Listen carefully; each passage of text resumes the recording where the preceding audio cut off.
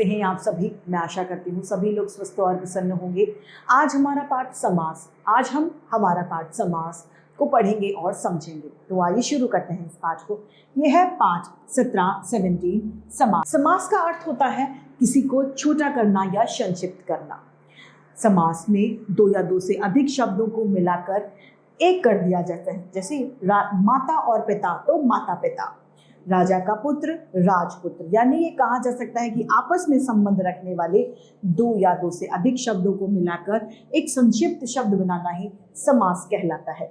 समास विग्रह, सामासिक पद में जुड़े शब्दों को अलग अलग करना ही समास विग्रह कहलाता है। जैसे राजपुत्र तो राजा का पुत्र, शरणागत शरण में आया हुआ, दशानंद दश है आनंद जिसके, यथाशक्ति शक्ति के अनुसार, प्रतिदिन प्रत्येक दिन।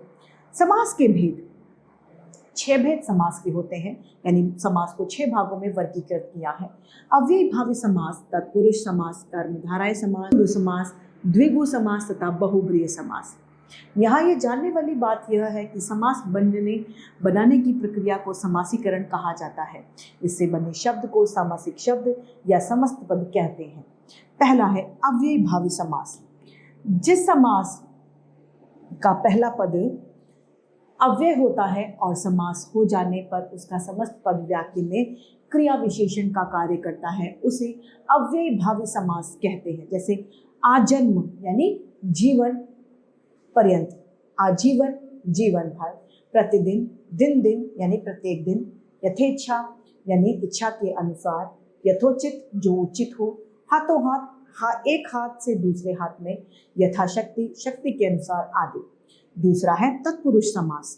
जिस समास में उत्तर प्रधान होता है तथा समस्त पद बताने समय विभक्ति चिन्ह का, के, की, का, के, लिए, से आदि का लोप हो जाता है, उसे तत्पुरुष समास कहते हैं। जैसे कि रेखांकित यानी रेखा से अंकित, देशभक्ति देश के लिए भक्ति, गृह प्रवेश गृह में प्रवेश, माखन चोर माखन को चुराने वाला, राजसभा राजा की सभा, गंगा जल गंगा का जल। तीसरा है कर्मधारय समास। जिस समास में पूर्व पद और उत्तर पद में विशेष पद में विशेषण विशेष्य या उपमान उपमेय का संबंध हो, वहाँ कर्मधारय समास होता है। जैसे नील कमल, नीला है जो कमल, महाराज महान राजा, कमल नयन कमल के समान नयन, और घनश्याम घन के समान श्याम। यहाँ ये विशेष बात यह है, विशेषता है, विशेष्य है जिसकी विशेषता बताई जाती है। जैसे नील कमल, जो विशेषता बताई गई है, नील कमल में कमल नीला विशेषण है। जिससे किसी चीज की तुलना की जाती है, कमल नयन में कमल उपनाम है और उपमेय है जिसकी तुलना की जाती है। अब है द्वंद्व समास।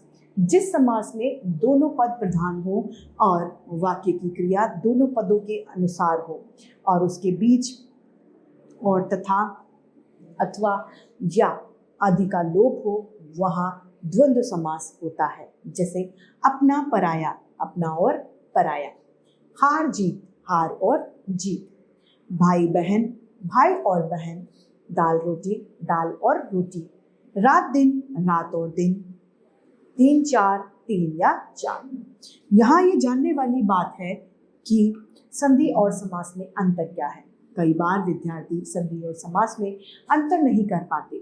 संधि में वर्णों का मेल होता है और इसके कारण वर्णों में ही परिवर्तन रहता है। जैसे नर प्लस इंद्र नरेंद्र, जबकि समास के शब्दों का मेल होता है, अर्थात समास में एक से अधिक शब्दों को मिलाकर उसका संक्षिप्त रूप बनाया जाता है, जिसका अर्थ वही रहता है, उसका अर्थ नहीं बदलता।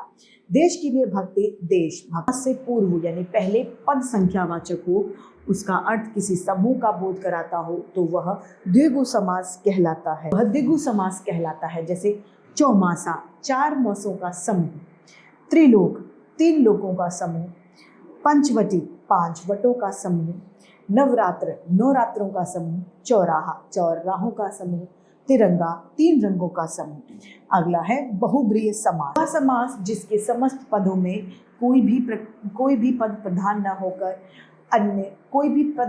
न होकर कोई अन्य पद प्रधान होता है तो उसे बहुब्रीहि समास कहते हैं। जैसे लंबोदर, लंबा है उदर यानी पेट जिसका गणेश। चतुर्भुज, चार भुजाएं हैं जिसकी विष्णु। नीलकंठ, नीला है कंठ जिसका भगवान शिव।